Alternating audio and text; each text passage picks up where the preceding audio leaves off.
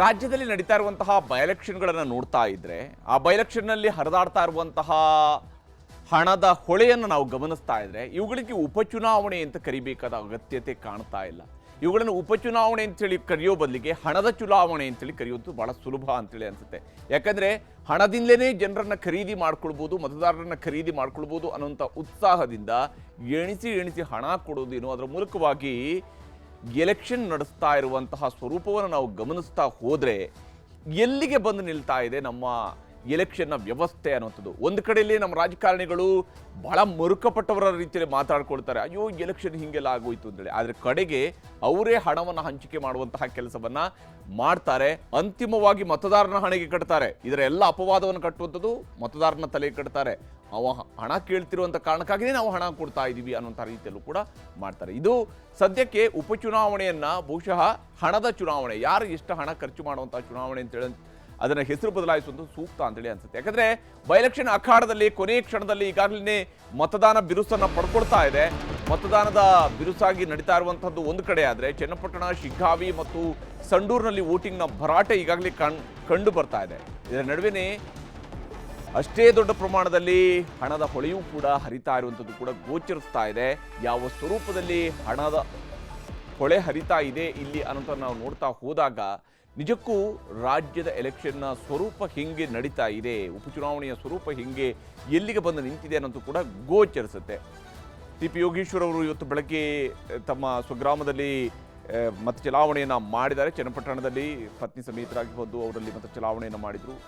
ಹೀಗೆಯೇ ಸಂಡೂರು, ಶಿಗ್ಗಾವಿಯಲ್ಲೂ ಕೂಡ ಅಲ್ಲಿನ ಅಭ್ಯರ್ಥಿಗಳು ಮತದಾನವನ್ನು ಮಾಡಿದ್ದಾರೆ. ನಿಖಿಲ್ ಕುಮಾರಸ್ವಾಮಿ ಅವರು ಇವತ್ತು ಕ್ಷೇತ್ರದ ಉದ್ದಗಲಕ್ಕೂ ಕೂಡ ಓಡಾಡ್ತಾ ಇದ್ದಾರೆ. ಚನ್ನಪಟ್ಟಣದಲ್ಲಿ ಕಾರ್ಯಕರ್ತರನ್ನ ಮಾತನಾಡಿಸ್ತಿದ್ದಾರೆ, ಹುರಿದುಂಬಿಸ್ತಾ ಇದ್ದಾರೆ. ವೋಟರ್ಸು ಭೇಟಿಯಾಗುವಂಥ ಕಡೆ ಕ್ಷಣದ ಕಸರತ್ತುಗಳನ್ನು ಕೂಡ ಮುಂದುವರಿಸಿದ್ದಾರೆ. ನಿಮ್ಮ ಜೊತೆಗೆ ನಾನಿದ್ದೇನೆ ಅನ್ನುವಂಥ ಉತ್ಸಾಹವನ್ನು ಮೂಡಿಸುವಂತಹ ಕೆಲಸವನ್ನು ನಿಖಿಲ್ ಕುಮಾರಸ್ವಾಮಿ ಒಂದು ಕಡೆ ಮಾಡ್ತಾ ಇದ್ದಾರೆ.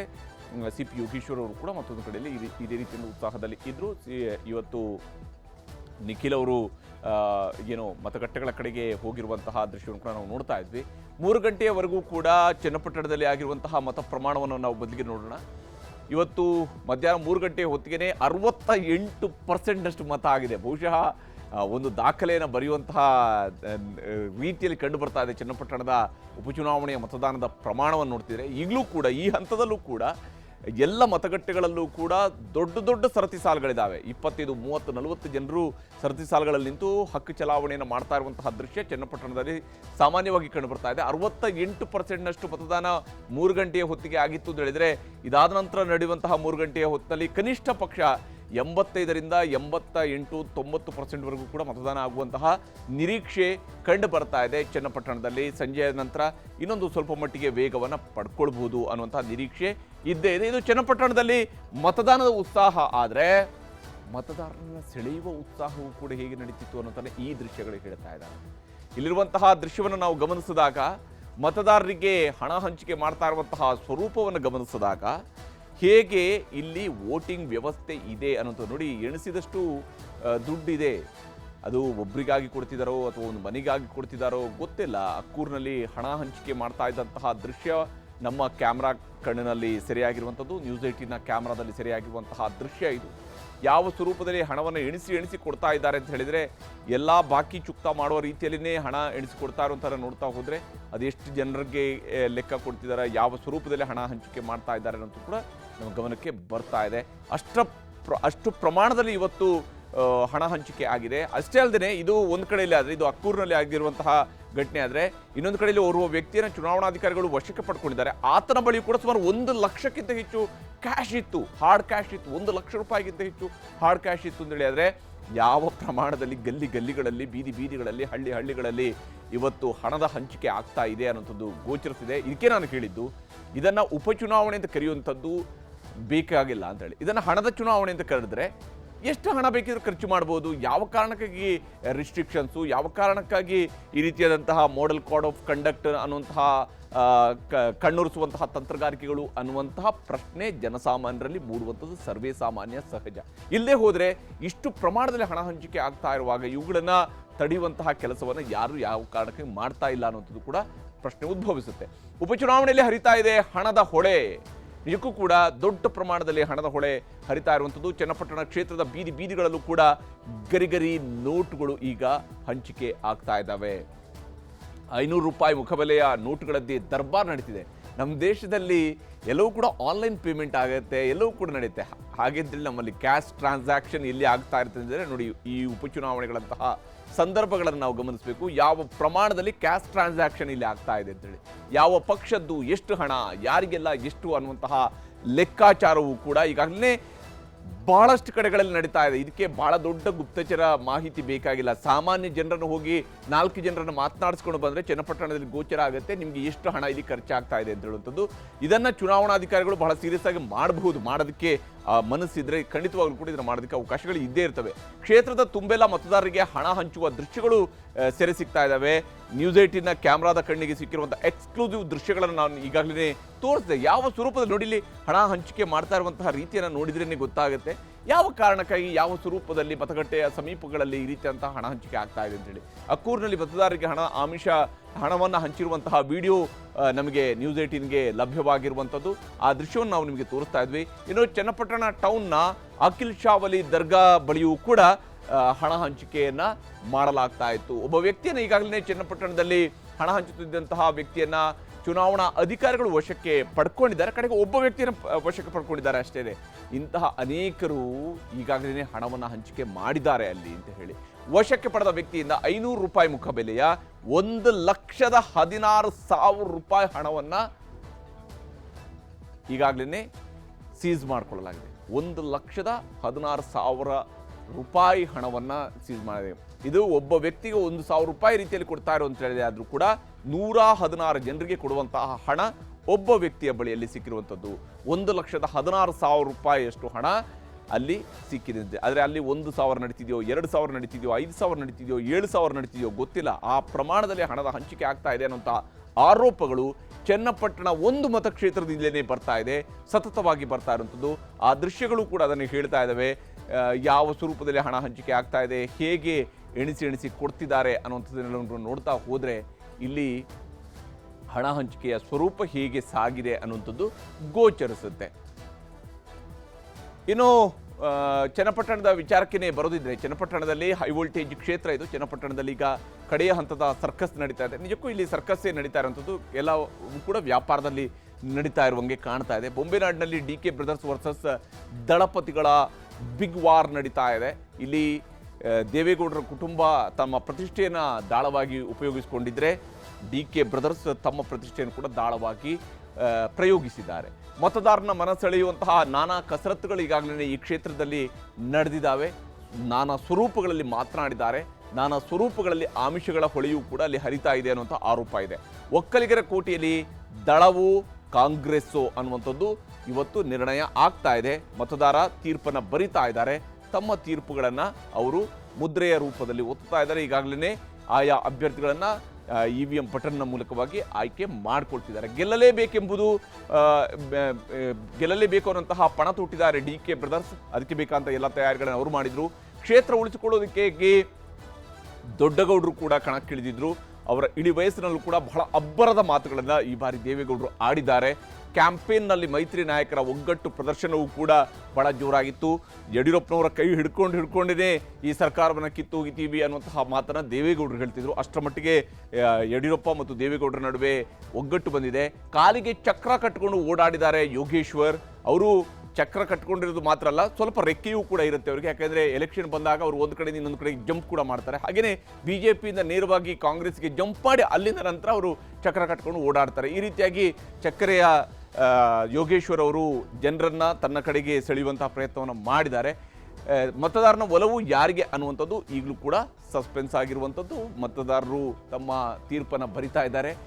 ಎಷ್ಟರ ಮಟ್ಟಿಗೆ ಫ್ರೀ ಆ್ಯಂಡ್ ಫೇರ್ ಎಲೆಕ್ಷನ್ ನಡೆದಿದೆ ಅನ್ನೋದ್ರ ಬಗ್ಗೆ ಬಿಗ್ ಕ್ವಶನ್ ಮಾರ್ಕ್ ಈ ಕ್ಷೇತ್ರದಲ್ಲಂತೂ ಇದ್ದೇ ಇದೆ. ಯಾಕೆಂದರೆ ಅಷ್ಟು ಪ್ರಮಾಣದಲ್ಲಿ ಇಲ್ಲಿ ಹಣದ ಹರಿದಾಟ ನಡೆದಿದೆ ಅನ್ನೋಂಥ ಆರೋಪಗಳು ಈಗಾಗಲೇ ಕೇಳಿ ಬರ್ತಾ ಇರುವಂಥದ್ದು. ಖಂಡಿತವಾಗ್ಲೂ ಈ ವಿಚಾರವನ್ನು ಬರೆದಿಟ್ಟುಕೊಳ್ಬಹುದು ನಾವು. ಎಲೆಕ್ಷನ್ ಮುಗಿದು ರಿಸಲ್ಟ್ ಬಂದ ದಿವಸ ಯಾವುದೇ ಪಕ್ಷದವ್ರನ್ನ ಕೇಳಿ, ಸೋತಿರುವಂತಹ ಪಕ್ಷದ ನಾಯಕರುಗಳನ್ನು ಕೇಳಿ, ಅವರ ಉತ್ತರ ಆಗಿರುತ್ತೆ ಹಣದ ಹೊಳೆ ಹರಿಸಿದ್ದಾರೆ ಅಂತೇಳಿ. ಅದು ಮಾತ್ರ ನಿಶ್ಚಿತವಾಗಿ ಇವತ್ತು ಇವ್ರು ಯಾರೂ ಕೂಡ ಮಾತಾಡೋದಿಲ್ಲ. ಆದರೆ ಎಲೆಕ್ಷನ್ ಮುಗಿದ ನಂತರ ಒಬ್ರು ಗೆಲ್ಲೇಬೇಕು, ಒಬ್ರು ಸೋಲ್ಲೇಬೇಕು. ಸೋತಂತವರ ಕಡೆಯಿಂದ ಸತ್ಯ ಹೊರಬರುವಂತಹ ನಿರೀಕ್ಷೆಯನ್ನು ಮಾಡ್ಬೋದು. ನಿಖಿಲ್ ಹಾಗೂ CP ಯೋಗೇಶ್ವರ್ ಅವರು ಮಾತನಾಡಿದರೆ ತೋರಿಸ್ತೀನಿ. ಚನ್ನಪಟ್ಟಣ ಉಪಚುನಾವಣೆಯ ಈ ದಿನದ ಮತದಾನದಲ್ಲಿ ನನ್ನ ಹುಟ್ಟೂರು ಚಕ್ಕೇರಿನಲ್ಲಿ ಇವತ್ತು ನಾನು ಮತದಾನ ಮಾಡಿದ್ದೀನಿ. ಈ ಚುನಾವಣೆ ನನಗೆ ಆಶಾದಾಯಕವಾಗಿದೆ. ಉಪಚುನಾವಣೆ ಆದ್ದರಿಂದ ಭಾಳ ಉತ್ಸುಕವಾಗಿ ಮತದಾನ ಮಾಡ್ತಾ ಇದ್ದಾರೆ. ಮಾನ್ಯ ಮುಖ್ಯಮಂತ್ರಿಗಳು, ಉಪಮುಖ್ಯಮಂತ್ರಿಗಳು ಇದೇ ಭಾಗದವರು. ಉಪಮುಖ್ಯಮಂತ್ರಿಯವರ ತವರು ಜಿಲ್ಲೆ, ಎಲ್ಲರಿಗೂ ಒಂದು ರೀತಿಯ ಪ್ರತಿಷ್ಠೆಯ ವಿಚಾರ. ನೋಡಬೇಕು, ಸರ್ಕಾರದ ಪರ ಇದೆ ಅಂತ ಅನಿಸ್ತಾ ಇದೆ ಎಲ್ಲ ವಾತಾವರಣ ನೋಡಿದ್ರೆ. ಈ ಒಂದು ಉಪಚುನಾವಣೆನೇ ನನಗೊಂದು ರೀತಿ ಭಾಳ ಅನಿರೀಕ್ಷಿತವಾದಂಥ ಉಪಚುನಾವಣೆ. ಖಂಡಿತವಾಗ್ಲೂ ಈ ಬಾರಿ ಈ ಉಪಚುನಾವಣೆಯಲ್ಲಿ ನಮ್ಮ ಕ್ಷೇತ್ರದ ಜನ ನನ್ನ ಕೈ ಹಿಡಿತಾರೆ, ಒಂದು ಆಶೀರ್ವಾದ ಮಾಡ್ತಾರೆ. ಅವ್ರ ಪರವಾಗಿ ಕೆಲಸ ಮಾಡ್ತಕ್ಕಂಥದಕ್ಕೆ ನನಗೆ ಶಕ್ತಿನ ತುಂಬಿಸ್ತಾರೆ ಅಂತ ದೃಢವಾದಂಥ ನಂಬಿಕೆ ಇಟ್ಕೊಂಡಿದ್ದೀನಿ. ಒಟ್ಟಾರೆಯಾಗಿ NDA ಕುಟುಂಬ ಎದುರಿಸಿದ್ದೇವೆ, ಬಟ್ ನನಗೆ ಸಂಪೂರ್ಣ ಆತ್ಮವಿಶ್ವಾಸ ಇದೆ. ನಮ್ಮ ಚನ್ನಪಟ್ಟಣ ತಾಲೂಕಿನ ಜನತೆಯ ಒಂದು ಸಂಬಂಧ, ಅದರಲ್ಲೂ ಅಭಿವೃದ್ಧಿಯ ವಿಚಾರವಾಗಿ ಸಂಬಂಧಪಟ್ಟಂತೆ ಸನ್ಮಾನ್ಯ ಕುಮಾರಣ್ಣವರು, ದೇವೇಗೌಡರು ಸಾಹೇಬರ ಕೊಡುಗೆಗಳು ಸಾಕಷ್ಟಿದೆ. ಯಾವ್ಯಾವ ಭರವಸೆಗಳನ್ನ ಮೂಡಿಸಿದ್ದಾರೆ, ಆ ತಕ್ಕಂತೆ ಜನ ನನಗೆ ಆಶೀರ್ವಾದ ಮಾಡ್ತಾರೆ ಅಂತಕ್ಕಂಥದ್ದು ನಂಬಿದ್ದೇನೆ. ಹೀಗೆ ಜನರ ಮುಂದೆ ಪ್ರತಿಷ್ಠೆ, ಅಭಿವೃದ್ಧಿಯ ಪಣ ಇವೆಲ್ಲವನ್ನು ಕೂಡ ಮಾಡ್ತಾ ಹಣದ ಹಂಚಿಕೆಯೂ ಕೂಡ ಇಲ್ಲಿ ನಡೆದಿದೆ ಅನ್ನುವಂಥದ್ದು ಈ ರಾಜಕೀಯದ ವಾಸ್ತವವಾಗಿ ಗೋಚರಿಸ್ತಾ ಇರುವಂಥದ್ದು ಚನ್ನಪಟ್ಟಣ ಮತಕ್ಷೇತ್ರದಲ್ಲಿ. ಹಾಗೇನಲ್ಲಿ ಕೇವಲ ಇದು ಚನ್ನಪಟ್ಟಣ ಕ್ಷೇತ್ರಕ್ಕೆ ಮಾತ್ರ ಸೀಮಿತ ಆಗಿದೆ ಅಂತ ಹೇಳೋಕ್ಕಾಗೋದಿಲ್ಲ. ಸಂಡೂರಿನಲ್ಲಿ ಅಥವಾ ಶಿಗ್ಗಾವಿಯಲ್ಲಿ ಇಂಥದ್ದೇನೂ ಆಗಿರಲಿಕ್ಕೆ ಇಲ್ಲ ಅಂತ ಹೇಳುವಂಥದ್ದು ಕೂಡ ಕಡಿಮೆ ಇದೆ. ಯಾಕೆಂದರೆ ಅಂತಹ ಸಾಧ್ಯತೆಗಳು ನಮ್ಮ ಉಪಚುನಾವಣೆಗಳು ಆಗುವಂತಹ ಲಕ್ಷಣಗಳು ಇಲ್ಲ. ಈಗ ಶಿಗ್ಗಾವಿ ವಿಚಾರಕ್ಕೆ ಬಂದರೆ, ಶಿಗ್ಗಾವಿಯಲ್ಲಿ ಈಗಾಗಲೇ ಮಧ್ಯಾಹ್ನ 3 ಗಂಟೆಯ ವೇಳೆಗೆ 60%ನಷ್ಟು ಮತದಾನ ಆಗಿದೆ ಅನ್ನುವಂತಹ ಅಂಶ ಗೋಚರಿಸ್ತಾ ಇದೆ. ಅಲ್ಲೂ ಕೂಡ ಬಹಳ ಒಳ್ಳೆಯ ರಿಸಲ್ಟ್, ಅಂದರೆ ಮತದಾನ ನಡೆಯುವಂತಹ ಸಾಧ್ಯತೆ ಗೋಚರಿಸ್ತಾ ಇರೋದು. ಸುಮಾರು 70ರಿಂದ 80%ವರೆಗೂ ಕೂಡ ಇಲ್ಲೂ ಕೂಡ ಮತದಾನ ಆಗುವಂತಹ ನಿರೀಕ್ಷೆಯನ್ನು ಇಟ್ಟುಕೊಳ್ಳಲಾಗಿದೆ. ಶಿಗ್ಗಾವಿಯಲ್ಲಿ ಈಗಾಗಲೇ ನಡೆದಿರುವಂತಹ ಮತದಾನದ ಪ್ರಮಾಣ ಸುಮಾರು 60%ನಷ್ಟು ಮತದಾನ ಆಗಿದೆ. ಇನ್ನು EVMನಲ್ಲಿ ಅಭ್ಯರ್ಥಿಗಳ ಭವಿಷ್ಯ ಭದ್ರ ಆಗ್ತಾ ಇದ್ದಾರೆ. ಮತ್ತೊಂದು ಕಡೆಯಲ್ಲಿ ಲಾಠಿ ರುಚಿಯನ್ನು ತೋರಿಸಿದ್ದಾರೆ. ಬಹುಶಃ ಕೈಯಲ್ಲಿರುವಂತಹ ಅದನ್ನು ನೋಡಿದ್ರೆ ಹಣದ ಹಂಚಿಕೆಯನ್ನು ಮಾಡ್ತಾ ಇದ್ದಂಥ ಪ್ಯಾಂಪ್ಲೆಟ್ ಆತನ ಕೈಯಲ್ಲಿ ಗೋಚರಿಸುತ್ತೆ. ಬಹುಶಃ ಆತ ಆಧಾರ್ ಕಾರ್ಡನ್ನು ಹಿಡ್ಕೊಂಡಿದ್ದಾನೆ. ಆಧಾರ್ ಕಾರ್ಡನ್ನು ಹಿಡ್ಕೊಂಡಿರುವಂತಹದ್ದು ಗೋಚರಿಸ್ತಾ ಇದೆ. ಇಲ್ಲಿ ಲಾಠಿ ಚಾರ್ಜ್ ಕೂಡ ಆಗಿದೆ. ಬಹುಶಃ ಮತಗಟ್ಟೆಯ ಕಡೆಯಲ್ಲಿ ಯಾವುದೇ ರೀತಿಯಂತಹ ಗಲಾಟೆಯನ್ನು ಮಾಡಿದಂತಹ ವ್ಯಕ್ತಿಯನ್ನು ಈ ರೀತಿಯಾಗಿ ಪೊಲೀಸರು ತಮ್ಮ ವಶಕ್ಕೆ ಪಡ್ಕೊಂಡು ಕರ್ಕೊಂಡಿದ್ದು, ಅಲ್ಲಿ ಅನುಚಿತ ವರ್ತನೆಯ ಕಾರಣಕ್ಕಾಗಿ, ಮತಗಟ್ಟೆಯ ಸಮೀಪದಲ್ಲಿ ಅನುಚಿತ ವರ್ತನೆಯ ಕಾರಣಕ್ಕಾಗಿ ಈ ವ್ಯಕ್ತಿಯನ್ನು ಹೊಡೆದು ಬಡಿದು ಕರ್ಕೊಂಡು ಹೋಗ್ತಾ ಇದ್ದಾರೆ ಪೊಲೀಸರು. ಇನ್ನು ಶಿಗ್ಗಾವಿಯ ಸಸ್ಪೆನ್ಸ್ ಯಾವ ಸ್ವರೂಪದ್ದು ಅನ್ನೋದನ್ನು ನಾವು ಗಮನಿಸಬೇಕು. ಯಾಕಂದರೆ ಮಾಜಿ ಮುಖ್ಯಮಂತ್ರಿ ಬೊಮ್ಮಾಯಿಯವರ ಕ್ಷೇತ್ರ ಇದು. 2008, 13, 18, 23 ಒಟ್ಟು 4 ಬಾರಿ ಗೆದ್ದಿದ್ದಾರೆ. ಅವರ ಕ್ಷೇತ್ರದಲ್ಲಿ ಈಗ ಯಾರಾಗ್ತಾರೆ ಮುಂದಿನ ಶಾಸಕ ಅನ್ನುವಂಥದ್ದು ನಿರ್ಧಾರ ಆಗುತ್ತೆ. ಬೊಮ್ಮಾಯಿ ಪುತ್ರ ಹಾಗೂ ಯೂಸುಫ್ ಖಾನ್ ಪಠಾಣ್ ಅಪ್ಪನ ಸ್ಥಾನವನ್ನು ತುಂಬುವ ಉತ್ಸುಕತೆಯಲ್ಲಿ ಭರತ್ ಬೊಮ್ಮಾಯಿ ಅವರು ಇದ್ದೇ ಇದ್ದಾರೆ. ಅದಕ್ಕಾಗಿ ಅವರು ಚುನಾವಣೆಗೆ ನಿಂತಿದ್ದಾರೆ, ಗೆಲ್ಲುವ ವಿಶ್ವಾಸದಲ್ಲಿದ್ದಾರೆ. ಹೈಕಮಾಂಡಿನ ಬೆಂಬಲ, ಹಿರಿಯರ ಆಶೀರ್ವಾದ ವರ್ಕೌಟ್ ಆಗುತ್ತಾ ಅನ್ನೋದನ್ನು ನೋಡಬೇಕಾಗಿದೆ. ಮಗ ಎಲೆಕ್ಷನ್ ನಿಲ್ಲೋದೇ ಇಲ್ಲ ಅಂತ ಹೇಳ್ಕೊಂಡು ಟಿಕೆಟ್ ತೆಗೆದುಕೊಂಡು ಬಂದಿದ್ದಾರೆ ಬಸವರಾಜ ಬೊಮ್ಮಾಯಿ ಅವರು. ಹೀಗಾಗಿ CM ಆಗಿ ಬೊಮ್ಮಾಯಿ ಮಾಡಿದಂತಹ ಕೆಲಸಗಳು ಕೈ ಹಿಡಿತವ ಮತ್ತು 4 ಬಾರಿ ಶಾಸಕರಾಗಿ ಅವರು ಆ ಕ್ಷೇತ್ರದಲ್ಲಿ ಮಾಡಿರುವಂತಹ ಕೆಲಸಗಳು ನೆರವಾಗುವಂತಹ ನಿರೀಕ್ಷೆಯನ್ನು BJP ಇಟ್ಕೊಂಡಿದ್ರೆ, ಕಾಂಗ್ರೆಸ್ಗೆ ಮಗ್ಗಲು ಮುಳ್ಳಾಗಿರುವಂಥದ್ದು ಕಾಂಗ್ರೆಸ್ ಒಳಗಿನ ಒಳಜಗಳ, ಕಾಂಗ್ರೆಸ್ನಲ್ಲಿ ನಡೆದಿರುವಂತಹ ಒಳಜಗಳ ಇದೆಯಲ್ಲ, ಅದು ಒಂದು ಸ್ವಲ್ಪ ಮಟ್ಟಿಗೆ ಮಗ್ಗಲು ಮುಳ್ಳಾಗ್ಬೋದು ಅಂತೇಳಿ ಯಾಸಿರ್ ಖಾನ್ ಪಠಾಣ್ ವಿರುದ್ಧ ಅಜ್ಜಂಪೀರ್ ಖಾದ್ರಿ ಅವರು ತೊಡೆ ತಟ್ಟಿದ್ರು. ಎಲೆಕ್ಷನ್ಗೂ ಕೂಡ ನಾಮಿನೇಷನ್ ಫೈಲ್ ಮಾಡಿದ್ರು, ಓಡ್ತಾ ಬಂದು ನಾಮಿನೇಷನ್ ಫೈಲ್ ಮಾಡಿದ್ರು, ನಂತರ ವಾಪಸ್ ಪಡೆದ್ರು, ಅದು ಬೇರೆ ಮಾತು. ಪಠಾಣ್ ಜೊತೆಗೇನೆ ಖಾದ್ರಿ ಅವರು ಕೂಡ ಕ್ಯಾಂಪೇನ್ ಮಾಡಿದ್ರು. ಅದರ ಫಲ ಸಿಗುತ್ತಾ? ನಿಜಕ್ಕೂ ಕೂಡ ಮುಸ್ಲಿಂ ಸಮುದಾಯ ಸಂಪೂರ್ಣವಾಗಿ ಪಠಾಣ್ ಅವರ ಪರವಾಗಿ ನಿಂತಿದೆಯಾ ಅನ್ನುವಂತಹ ಬಗ್ಗೆಯೂ ಕೂಡ ಪ್ರಶ್ನೆಗಳಿದ್ದಾವೆ. ಸಿದ್ದರಾಮಯ್ಯ DK ಸ್ಟ್ರಾಟಜಿಯಿಂದ ಕೈ ಪಾಲಾಗುತ್ತಾ ಶಿಗ್ಗಾವಿ ಅನ್ನುವಂಥದ್ದನ್ನ ನೋಡಬೇಕಾಗಿದೆ. ಯಾಕಂದರೆ ಸಿದ್ದರಾಮಯ್ಯನವರು ಮತ್ತು DK ಶಿವಕುಮಾರ್ ಅವರು ಅಲ್ಲಿ ಕ್ಯಾಂಪೇನ್ ಮಾಡಿದ ನಂತರ ಸ್ವಲ್ಪ ಮಟ್ಟಿಗೆ ಕಾಂಗ್ರೆಸ್ನ ಪರಿಸ್ಥಿತಿ ಕೂಡ ಸುಧಾರಿಸಿದೆ ಅನ್ನುವಂತಹ ಮಾಹಿತಿ ಇತ್ತು.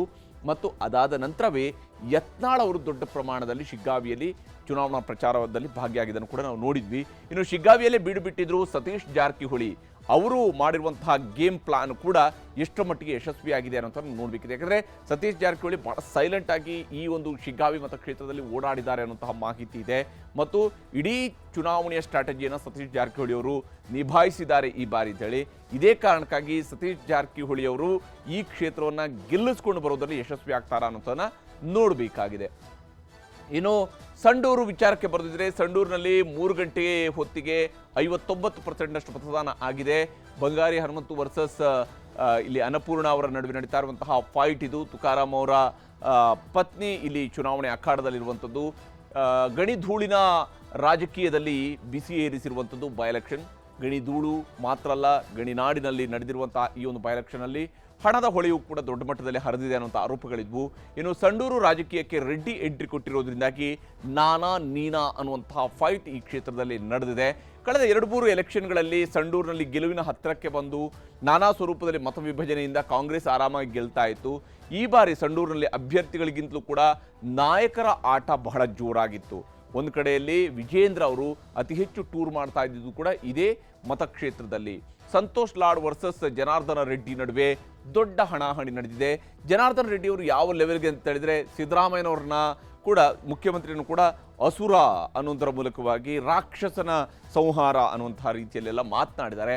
ತುಕಾರಾಂ ರೆಡ್ಡಿ ನಡುವೆ ಹಳೆ ದ್ವೇಷ, ಹಳೆ ರಾಜಕಾರಣವೂ ಕೂಡ ಇಲ್ಲಿ ಇದ್ದೇ ಇರುವಂಥದ್ದು. ಇನ್ನು ತುಕಾರಾಂ ಅಖಾಡಕ್ಕೆ ರೆಡ್ಡಿ ಎಂಟ್ರಿಯಿಂದಾಗಿ ಸಂಡೂರು ಕ್ಷೇತ್ರ ನಿಗಿ ಆಗಿತ್ತು.